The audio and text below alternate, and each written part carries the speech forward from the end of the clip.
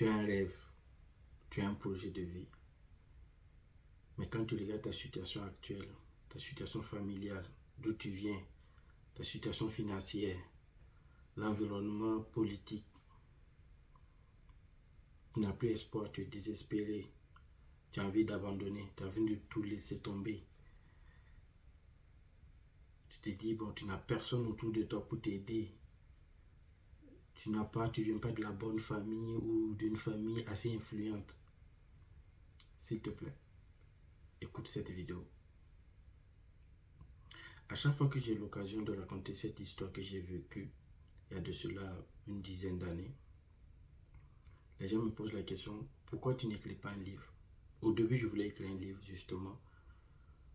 Et il y a de cela 7 mois, 7 à 8 mois, j'ai vu quelque chose d'assez particulier. Et l'instruction que j'ai reçue, c'était de partager ces histoires ou cette histoire gratuitement, afin que beaucoup de personnes puissent en bénéficier. Alors, je ne vais pas faire assez de protocole, sans protocole, je vais aller directement à l'essentiel. Donc, l'histoire a débuté en 2014. En 2014, j'étais en 3e année de licence de physique fondamentale à l'Université Polytechnique de Bobo-Dioulasso, qui est devenue actuellement Université Nazi Boni. Donc, l'Université de Bobo-Dioulasso, ou la ville de Bobo-Dioulasso, c'est la 2e ville du Burkina Faso. Et donc, j'avais fait 2 années de mathématiques physique, donc maths physique informatique. Et la 3e année, j'ai opté pour une licence de physique fondamentale. Et en mai 2014, j'ai décidé de passer le test d'entrée à l'École supérieure multinationale des télécommunications de Dakar pour le cycle d'ingénieur de conception des télécommunications. Donc, quelques mois plus tard, précisément en août 2014, j'ai reçu un appel d'une madame qui m'a félicité et m'a fait savoir que j'ai réussi au test d'entrée de cette école-là et qu'il fallait que je passe à Ouagadougou pour récupérer l'attestation d'inscription ou l'attestation de succès ou d'admission à l'ESMT, donc à l'École supérieure multinationale des télécommunications de Dakar. Donc à l'époque, je précise que la scolarité pour le cycle d'ingénieur de conception était de 2 050 000 par an, sans compter les frais de subsistance, donc le loyer, la nourriture, les déplacements et les autres dépenses ne faisaient pas partie des 2 millions. Donc, vous pouvez imaginer facilement, donc les dépenses annuelles, scolarité plus frais de subsistance excédaient facilement les 3 millions. Et mes parents, mon père et ma mère, sont des anciens d'école primaire. Donc, leur salaire à l'époque, c'était autour de 100 000 par mois. Donc, 100 000 francs CFA par mois. Donc, si vous faites le calcul, 100 000 fois 12, ça fait 1 200 000. Multiplié par 2 pour les deux, donc ça fait 2 400 000. Ça ne suffit pas pour payer la scolarité plus les frais de subsistance. C'est-à-dire que s'ils mettaient tout leur salaire pour me soutenir, ce n'était pas possible. C'est impossible. Alors, j'ai décidé d'appliquer pour une bourse. Mais je tiens à préciser, c'est important de faire ce besoin-là.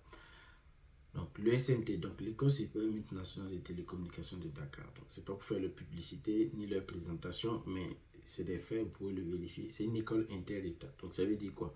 Ça veut dire que c'est plusieurs pays d'Afrique francophone de l'Ouest, donc la zone UEMOA. Ce sont ces pays-là qui ont décidé, tous ensemble, de créer une école de référence dans le domaine des télécommunications, du numérique. Et donc, chaque pays envoie des étudiants dans cette école-là pour étudier. Je prends l'exemple par exemple du Mali ou du Niger, où le gouvernement malien ou le gouvernement nigérien a envoyé des étudiants nigériens et maliens dans cette école-là avec un financement, donc avec des bourses. Et moi, j'étais informé de ce qui s'est passé dans cette école justement avec les autres pays. Donc, je me suis dit certainement le Burkina Faso allait faire pareil. Et je tiens à préciser que avant la privatisation de l'Onatel, donc l'Onatel c'est l'opérateur historique de téléphonie mobile au Burkina Faso qui est devenu Move Burkina, si je ne me trompe pas. Le concours de l'ESMT était organisé, si je ne me trompe pas, avec le Lonatel, et on a envoyé des Burkinabés aller étudier à l'ESMT de Dakar, mais via Lonatel, donc via l'opérateur de téléphonie mobile historique. Mais depuis qu'ils ont privatisé l'opérateur de téléphonie historique, logiquement, c'est l'État qui devrait prendre le relais et financer la formation des jeunes qui désirent faire des études en télécommunication ou dans le numérique au Sénégal. Alors, donc je décide d'effectuer ma demande de bourse. Donc, je me suis rendu à Ouagadougou. C'était un jeudi, donc je récupère l'attestation d'admission. Je vais au CIOSPP. Donc, le CIOSPP, c'est le Centre d'information, d'orientation scolaire, professionnelle et des bourses. En français facile, c'est la direction des bourses. On va l'appeler comme ça. Et donc, à la direction des bourses, on me dit, écoute, pour ta bourse, vu que tu es étudiant déjà en année de licence et que tu dois aller dans une école d'ingénieur pour une cycle d'ingénieur de conception, donc ça veut dire second cycle universitaire, il te faut une bourse de second cycle. Et pour cette bourse-là, pour effectuer la demande pour la bourse, c'est même pas d'abord pour obtenir la bourse, juste pour effectuer la demande, il te faut la signature du chef de département de physique, la signature du directeur de l'UFR sciences et techniques et la signature du président de l'université. Et c'est après ces 3 signatures que tu peux postuler, tu peux appliquer pour la bourse. Et donc, j'appelle rapidement le chef de département de physique. À l'époque, c'était le professeur Samra Glidnaba. Et lui, il me fait comprendre qu'il fallait que je sois le lendemain, donc vendredi, à Bobo de Lasso, pour obtenir les signatures parce que la semaine suivante, le lundi, ils allaient tous être en congé. Donc, j'ai pris le car de Raïmo de 23h, 23h30 pour Bobo de Lasso. Je suis arrivé à Bobo de Lasso aux alentours de 6h, quelque chose comme ça. Et je suis allé au centre des calculs. Donc, arrivé au centre des calculs, j'ai attendu le chef de département pour obtenir la signature. Donc, parce qu'il fallait obtenir les signatures logiquement par, en tout cas, de façon hiérarchique. Donc, le chef de département, ensuite le directeur, ensuite le président de l'université. Mais la grâce ou la chance que j'ai eue, c'est que le président de l'université est arrivé au centre des calculs très tôt ce jour-là. Et quand il est arrivé, ça coïncidait qu'il avait... bon, je suis allé me présenter à lui. Et c'était le professeur Georges Anissé Ouedraogo. Donc, on a le même prénom. Donc, Anissé. Donc, il a dit, ah, mais tu es mon homonyme. Ok, il n'y a pas de souci. Je te signe ta demande. Donc, il a donné un avis favorable à ma demande. Donc, lorsque je sortais du bureau du président de l'université, c'est qui je rencontre, le chef du département de physique, professeur Sam. Et là, je prends le soin de lui expliquer la situation. Au début, il a voulu me convaincre de rester pour leur première promotion de master de physique. Autrement dit, de laisser tomber mon projet d'aller au Sénégal, mais de rester pour faire un master en physique. Je lui ai fait comprendre que c'était no way, donc il fallait que je parte au Sénégal. Et je lui ai fait comprendre que le président de l'université a déjà donné son avis favorable pour ma demande. Donc finalement, il a accepté de signer. Et j'ai contacté le directeur de l'UFR. À l'époque, c'était le professeur Sadou Traoré, pour qu'il puisse signer. Donc, et c'est lorsque je suis parti pour prendre la signature, pour avoir la signature du directeur, c'est en ce moment-là qu'on se rend compte que le directeur me fait savoir que lui, il n'a pas son cachet avec lui. Le cachet, c'est, je ne sais pas comment je l'ai expliqué, mais c'est une espèce de, c'est comme un tampon qu'on met après la signature sur une demande ou sur un document officiel pour, en tout cas pour légitimer le document. Voilà. Donc, il me fait comprendre qu'il n'avait pas son cachet. Donc, il a fait appel au chauffeur son chauffeur pour qu'il aille à l'université, donc à Nassau, donc à 15 km de la ville, parce que l'université avait un site administratif et en même temps des salles de classe à 15 km de la ville. Donc il fallait que le chauffeur aille à Nassau récupérer les cachets pour valider ma demande. Mais c'est là où l'histoire devient compliquée parce que la voiture qui était censée amener le chauffeur à Nassau ne marchait plus, ne fonctionnait plus. Ils ont tout fait. Il y a eu plusieurs mécaniques qui sont passés pour vérifier l'alimentation. Tout était correct.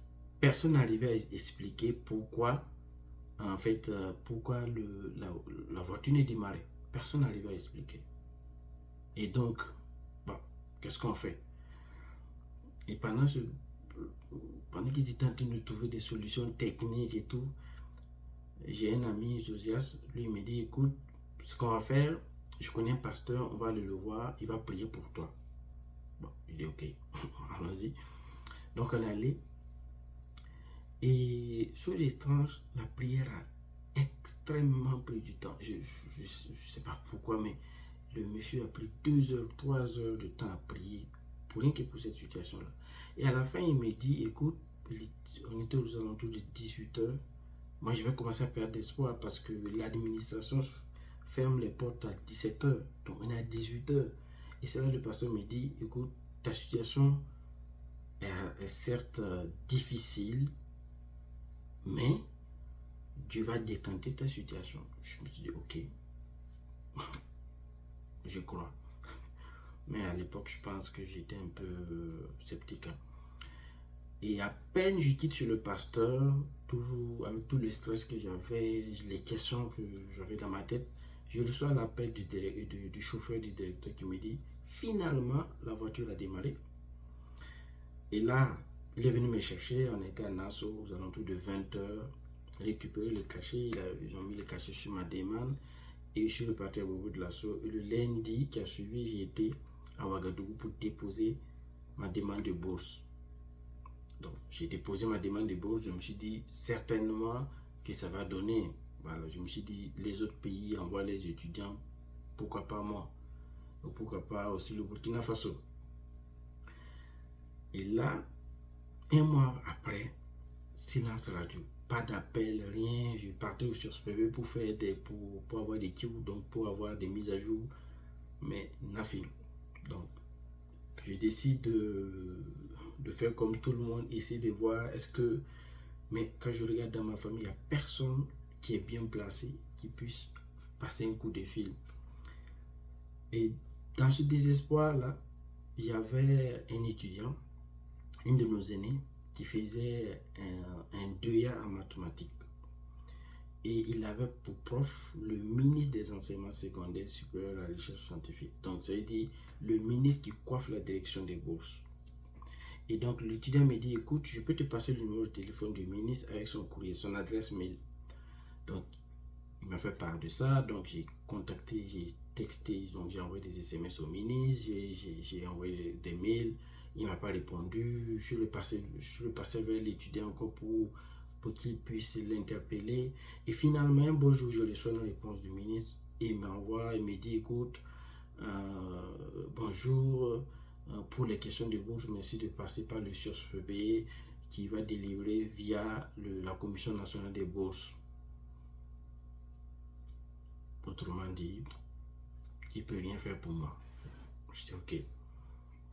Je ne désespère pas, je garde la foi et puis je continue de mes démarches. Et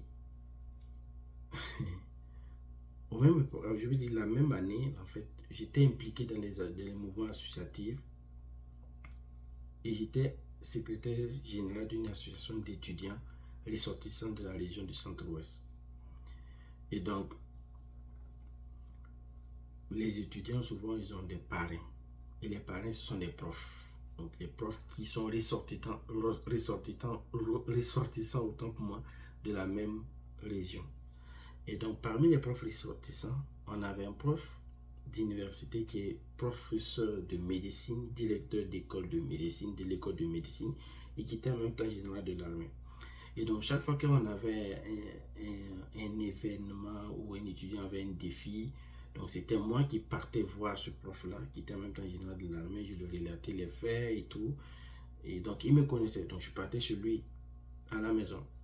Donc, je me suis dit, bon, pourquoi pas aller le voir et lui expliquer ma situation. Je suis allé le voir, je lui ai fait part de ma situation, je lui ai dit, écoute, professeur, voici. À l'époque, ce qu'il avait fait, il avait pris son téléphone, il avait appelé le directeur général du SURSPB, donc le service des bourses, il a appelé le DG des services des bourses.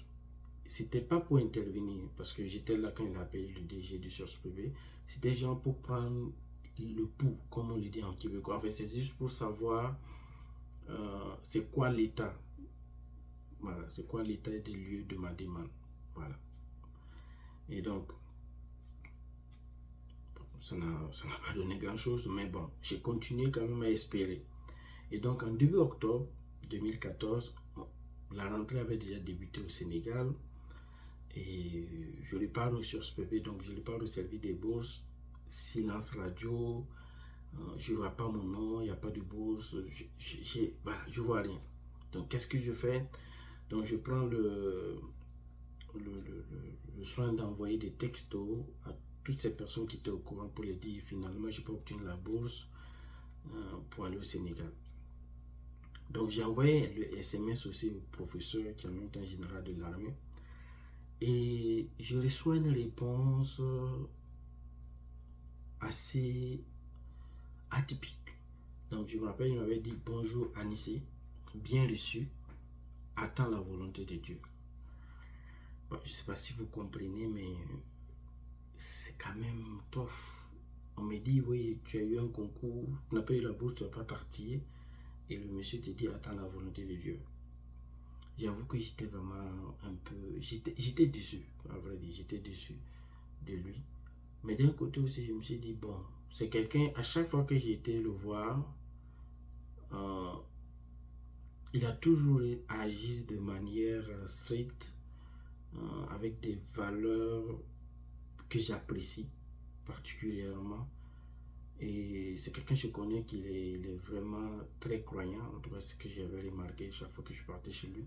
Donc je me suis dit, bon, il a dit ça, je vais l'écouter. Mais au fond de moi, de l'autre côté aussi, là, je me disais, non, mais attends, toi tu es général de l'armée.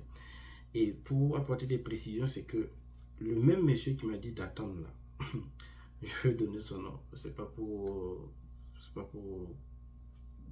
gâter son nom, comme on l'a dit là, mais c'est quelqu'un que j'apprécie beaucoup. Donc c'était le général Djigimde. Donc ce même monsieur, donc le même général Djigimde à l'époque, avait invité le président Compaoré, le président de la République, le président du Burkina Faso, à la sortie de sa première promotion d'étudiants. Donc le président Compaoré, le président du Burkina Faso, c'est à l'époque, c'est pas n'importe qui. Hein. C'est quelqu'un qui est très respecté, ou en tout cas qui était très respecté, très craint, et il ne se déplace pas pour les choses qui n'ont pas d'importance. Voilà.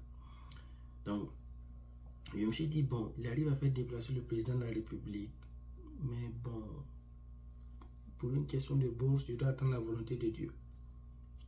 Ok. Désolé. Mais, que voulez-vous que je fasse? Donc, dans cette période-là, j'ai reçu un appel d'un monsieur. Je crois que c'était un certain Touré ou Traoré qui m'appelait du Congo. Et qui m'a fait savoir que en fait, lui, c'est un Burkinabé qui réside au Congo, qui est directeur de RTL. RTL, c'est une compagnie de téléphonie mobile.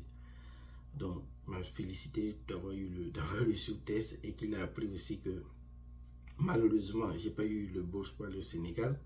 Mais lui, il m'appelait pour autre chose. Il a créé un établissement. Il a fondé un lycée à Orodara. Donc, Orodara, c'est 70 km de Bobo-Dioulasso. Et qui étaient en manque de professeurs de physique-chimie pour leur classe de terminale D. Donc, autrement dit, il me suppliait d'aller enseigner. Je précise que j'avais déjà la licence, donc je pouvais enseigner. Bon, vu la situation, j'ai accepté. Donc, je quittais. J'avais 2 séances de cours par semaine, donc je quittais lundi matin à Bobo-Dioulasso. Je partais à Orodara, dispenser les cours, c'est 3 heures de cours. Je revenais à Bobo-Dioulasso le soir. Je ne dormais pas à Orodara. Le mardi, je repartais à Orodara, dispenser le cours 2 heures. Et je revenais à Bobo-Dioulasso. Le mercredi soir, je prenais le car de Raïmo pour Ouagadougou. Le car de 23 heures pour aller à Raïmo, pour aller à Ouagadougou. Donc toute la journée du jeudi, je faisais mes démarches à Ouagadougou. Donc je suis parti dans les ambassades, dans les coopérations. J'ai même été à la RTP, à l'autorité autorité de régulation de communication électronique et des postes. J'étais à l'ARCEP, je ne sais pas combien de fois. Bref, je suis allé presque partout. Je vous garantis, là où je pouvais avoir une bourse, là j'étais. vraiment. Donc, c'était ça. Et les jeudis soirs, je prenais le bus encore de 23h30 pour repartir à Bourg de Lasso. Et j'arrivais vendredi matin. Donc, c'était ça ma semaine. Hormis la période où on a eu la révolution populaire, où on a fait dégager le président Compaoré avec tout le gouvernement. Donc, c'est ce que je faisais. Donc, je rappelle que quand j'ai commencé à dispenser les cours, quand je suis parti pour enseigner, j'ai découvert quelque chose d'assez facile. En tout cas, qui m'a étonné quand même. J'avais une classe de 47 élèves. Et dans ces 47 élèves-là, les 42 étaient plus âgés que moi. Donc j'enseignais mes grands frères et mes grandes sœurs. Donc c'était au lycée privé moderne de Orodara. Ils vont certainement se rappeler. Et donc il y avait juste 5 qui étaient, voilà, dont le âge était égal ou inférieur au mien. Mais bon, j'aimais ce que je faisais, mais je n'avais pas oublié ni abandonné mon envie d'être ingénieur. Et en décembre 2014, fin décembre, j'ai décidé d'aller à Ouagadougou pour voir encore le directeur général du SURSPB en personne. Donc j'ai fait un tapage au secrétariat, donc il a fini par me recevoir. Et lorsqu'il m'a reçu, je lui ai fait comprendre que mon père est instituteur, ma mère est institutrice, à peine ils gagnent 2 millions, tout leur salaire réuni. Et en plus, je pense qu'ils avaient des crédits, je ne sais pas moi, bref, qu'il fallait payer. Anyway, je suis devenu professeur en attendant au lycée, mais je ne veux pas abandonner mon envie, mon rêve d'être ingénieur. Je ne vais pas donner le nom de ce DG-là parce que, comme je dis, je ne veux pas ternir son image, mais vous pouvez savoir c'est qui. Bref, le monsieur m'a dit, quand tu es un enfant d'un instituteur, pourquoi vouloir devenir ingénieur? Vouloir aller au Sénégal pour devenir ingénieur, c'est pas fait pour toi. C'est pas fait pour les enfants des instituteurs. Il m'a dit ça au SURSPB, au centre-ville de Ouagadougou. Je me rappelle comment il était assis. Il m'a dit ça clairement. Et puis il m'ajoute, oui, tu es devenu professeur de lycée à 21 ans. Sois heureux. Tu as réussi ta vie. Et même si tu veux évoluer, inscris-toi à l'université, fais un master, ensuite fais ton doctorat à l'université de Ouagadougou, et puis tu vas enseigner à l'université comme professeur Moussa Ouattara. Je l'ai regardé comme ça, je lui ai dit, écoute, je suis certes l'enfant d'un instituteur, mes parents n'ont pas les moyens, mais c'est pas pour autant que je n'ai pas le droit de rêver, je n'ai pas le droit de vouloir être ingénieur, ni de vouloir espérer. En tout cas, je sais pas comment je sais pas ce qu'il lui avait dit à l'époque, mais c'est comme j'ai le droit de rêver et de vouloir aller étudier à l'étranger, au Sénégal. Et je suis sorti de son bureau. J'avoue que ça m'a fait très mal. Les fêtes de fin d'année, 31 décembre, là, j'étais à la maison, je pleurais. Je me rappelle comme si c'était hier, je pleurais. Je suis pas allé, non, je suis même pas sorti, je suis resté à la maison. Et en début d'année 2015, donc avec l'appui et le conseil de mon ami Zosias, on rédige une lettre adressée au Premier ministre. Et je vais un peu contextualiser. Parce que quand on a remercié le président Compaoré, là, Blaise Compaoré, il y a eu bon, bref, désolé, en tout cas, je ne sais pas c'est quel titre il porte exactement maintenant, là, donc le lieutenant-colonel Jacouba Isaac Zida, qui a pris les rênes du Burkina et qui avait prononcé une phrase, plus rien ne sera comme avant. Donc moi j'ai écrit la lettre en disant, c'est toi qui as dit que plus rien ne sera comme avant, voici ma situation, qu'est-ce que tu peux faire? Donc j'ai écrit une lettre adressée au Premier ministre. Donc avec l'aide de mon ami Zosias, et j'avais un de mes tontons qui connaissait, je crois, un gendarme qui était au Premier ministère pour qu'il puisse prendre la demande et envoyer au Premier ministère. Bon, ça a été fait.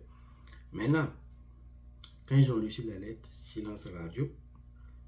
Donc le premier conseil des ministres du mois de janvier 2015, les gens peuvent le vérifier, ils ont changé le DG. Donc le DG qui m'avait dit Et quand tu es l'enfant d'un instituteur, là, vouloir devenir ingénieur, c'est pas fait pour toi.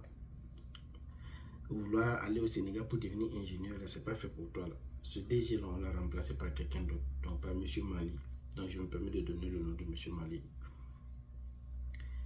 Mais je n'ai pas reçu de réponse écrite du Premier ministère. Donc j'ai tenté de les appeler jusqu'au jour où je suis tombé sur un monsieur, mais c'est un monsieur qui est de l'administratif banal. Et le monsieur, à peine il comprenait de quoi je parlais, il m'a juste dit oui, j'ai appris qu'il y a une lettre qui est arrivée, mais écoutez, bon, il m'a envoyé balader.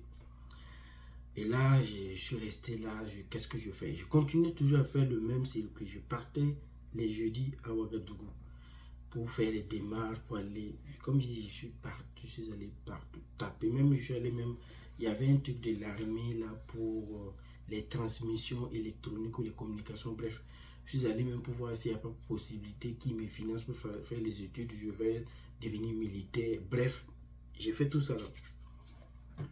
Mais ça n'a pas fonctionné. Donc, qu'est-ce que j'ai dans par la suite, je pense que c'était le premier, je ne sais même pas que je pense que c'était le 1er mars, je suis reparti à Koudougou. Et j'avais une amie qui avait ses fiançailles, donc je suis allé pour ça. Et le soir, à Koudougou, ce jour-là, c'était un dimanche, il y avait un pasteur, je ne sais pas si c'est un pasteur, il ne faut pas que je vais raconter n'importe quoi, mais si c'est un pasteur, ça doit être un évangéliste ou un prophète. Mais en tout cas, c'est des messieurs qui prient beaucoup, beaucoup, et puis il y a les miracles et tout ça. Donc, il était venu au, comment il s'appelle ça, place de la Nation, place de la Révolution de Koudougou. Et il y avait des milliers de gens.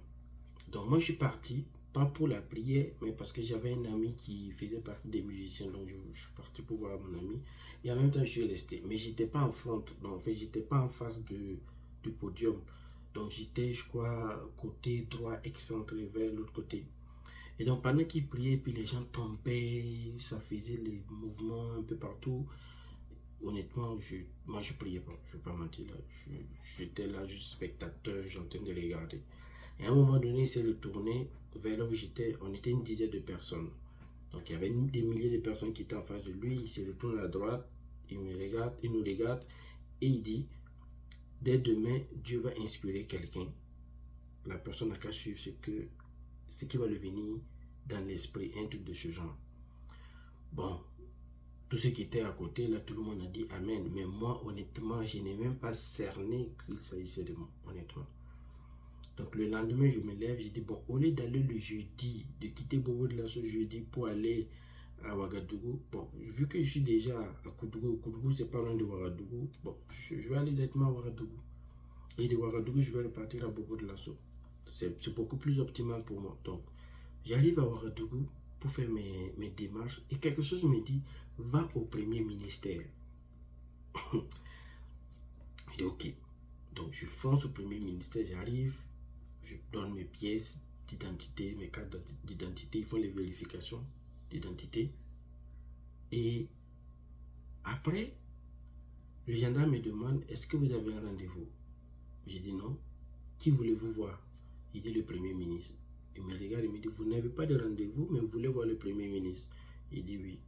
Il dit, malheureusement, ça ne se passe pas comme ça. Il faut avoir un rendez-vous pour pouvoir voir le premier ministre. Il dit, ah là, moi là où je suis là, je suis venu. Et je me rappelle ce que j'ai dit. Je suis venu. Soit on me reçoit, soit je reste là jusqu'à ce que mort s'en suive. Je ne bouge pas. Il m'a regardé comme ça. Il m'a dit, s'il te plaît. Donc du genre, est-ce que tu peux répéter? Donc je vais répéter la même phrase. Et là où je suis là, soit on me reçoit, soit je reste ici jusqu'à ce que mort s'en suive. Et là, il était arrêté, il me regarde. Et à un moment donné, je crois qu'il a fait 30 à 40 secondes figé comme ça. À un moment donné, il appuie un bouton et puis la porte s'ouvre. Il me dit, rentre. Tu vois là où se trouvent les berlines là. Va là-bas et répète la même chose que tu as dit. Et donc quand je rentrais, je voyais effectivement des berlines, des Mercedes, de 3 Mercedes qui sortaient. Des Mercedes noirs. Donc j'arrive, j'ai vu les messieurs qui sont, quand vous partez au palais, vous allez voir des messieurs qui sont calés avec des épées. Donc, moi, je ne savais pas qu'il fallait les adresser la parole. Moi, j'arrive, je parle, le monsieur ne me calcule pas, il ne me répond pas. Et donc, il y avait un monsieur qui était là, costume, cravaté avec des oreillettes. Donc, je parle à ce monsieur. Et donc, je lui ai dit, écoute, je suis venu pour voir le Premier ministre. Il me dit, ah non, ça ne marche pas comme ça. Le Premier ministre vient de sortir justement pour aller au palais présidentiel. Donc, est-ce que vous avez un rendez-vous? Je dis non. Ah, il me dit, là, c'est compliqué. Et là, je lui dis, bah écoute, là où je suis là pour qu'on me le sauve.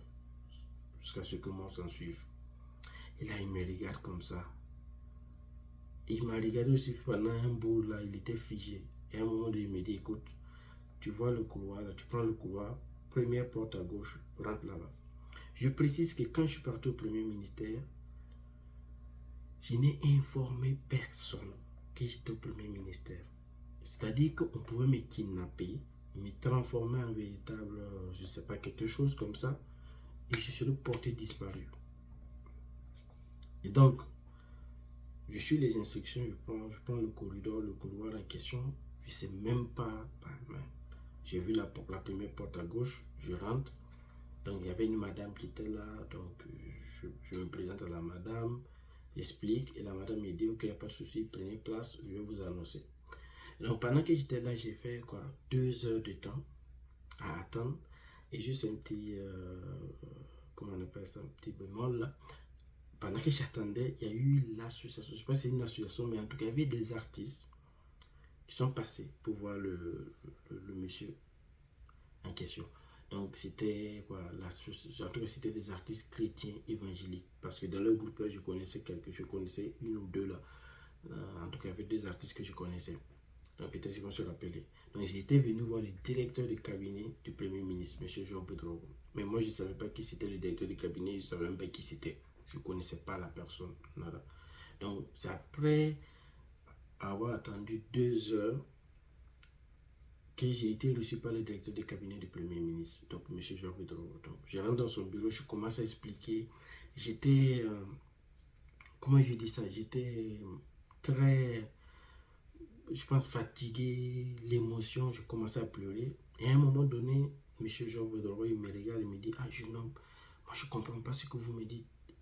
Et je me rappelle encore comme c'était hier, il me dit, mais moi je n'ai même pas les diplômes que vous avez. Mais je vais voir ce que je peux faire pour vous. Donc il prend son téléphone, il appelle le ministre des enseignements, donc le nouveau ministre des enseignements secondaires supérieurs et à la recherche scientifique. Je ne sais plus s'il y avait un autre, en tout cas, bref, en tout cas, c'était le ministre des étudiants et des bourses. Et il dit, donc professeur Michel Filera-Saoudego, je vous envoie un étudiant, merci de le recevoir. Donc, et ensuite, le directeur du cabinet du Premier ministre, M. Jean Bedron, mettant sa carte de visite, il me dit, ok, vas-y.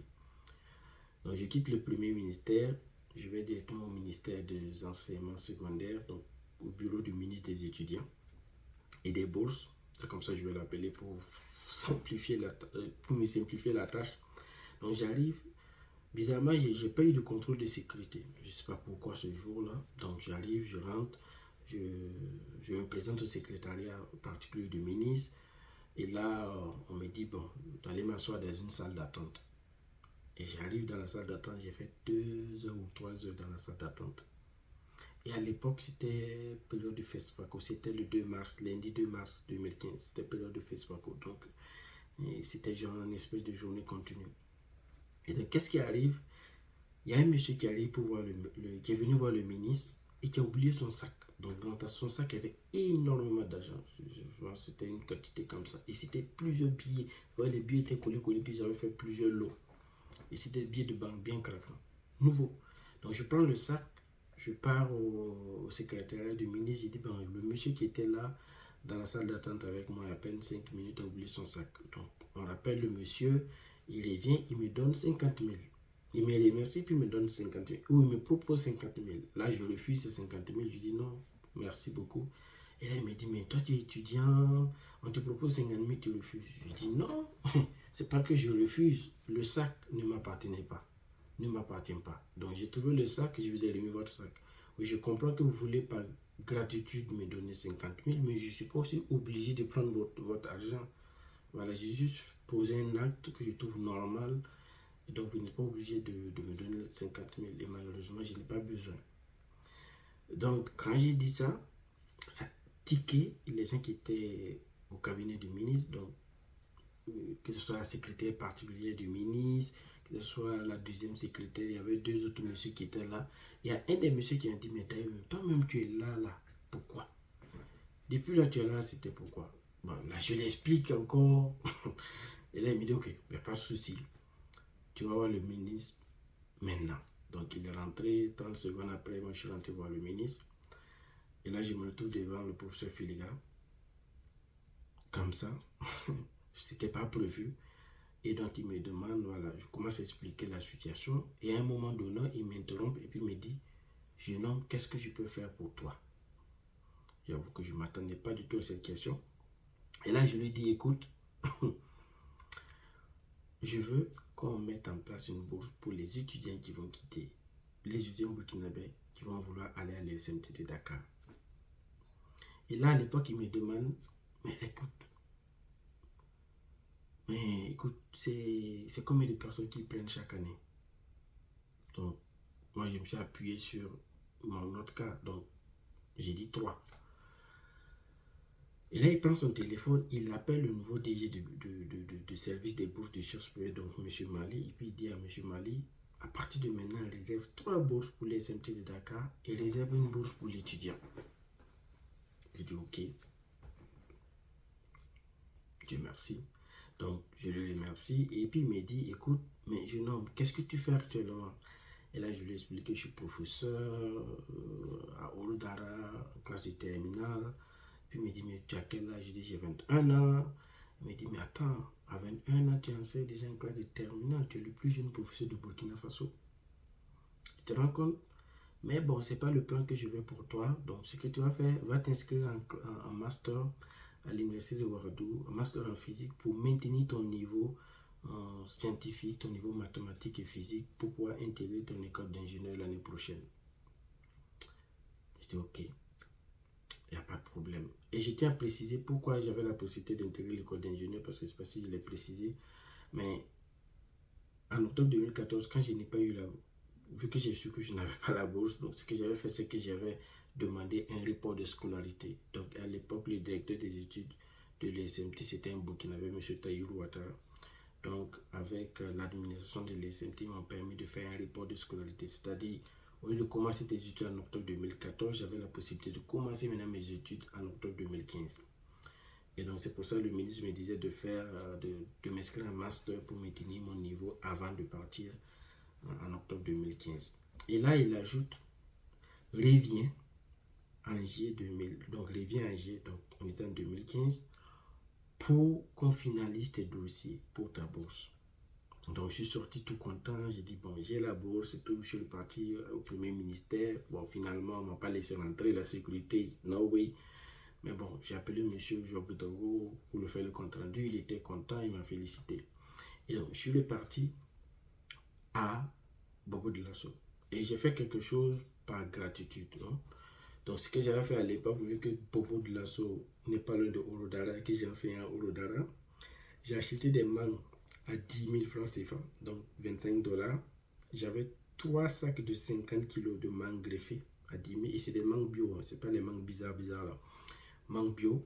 Et j'ai envoyé via les transporteurs au directeur, un sac au directeur de cabinet du Premier ministre, donc à M. Jean Drogo, un sac au Premier ministre, un sac au ministre des Enseignements, donc au professeur Filiga. En tout cas, je sais que le directeur de cabinet, avec la sécurité du Premier ministre, ils ont reçu les mangues. Maintenant, est-ce qu'ils ont mangé les mangues après? Je ne sais pas. Alors, selon vous, j'ai obtenu ma bourse et les étudiants ont obtenu les bourses. Mais non. Je vais devoir faire une deuxième partie. C'est la partie la plus rocambolesque de l'histoire. Ce que je vous ai raconté là, ça, c'est juste l'introduction. La partie la plus... là où ça chauffe, c'est la partie 2. Je vais devoir couper parce que je me rends compte que je suis déjà à 40 minutes déjà. Donc, à bientôt pour la partie 2.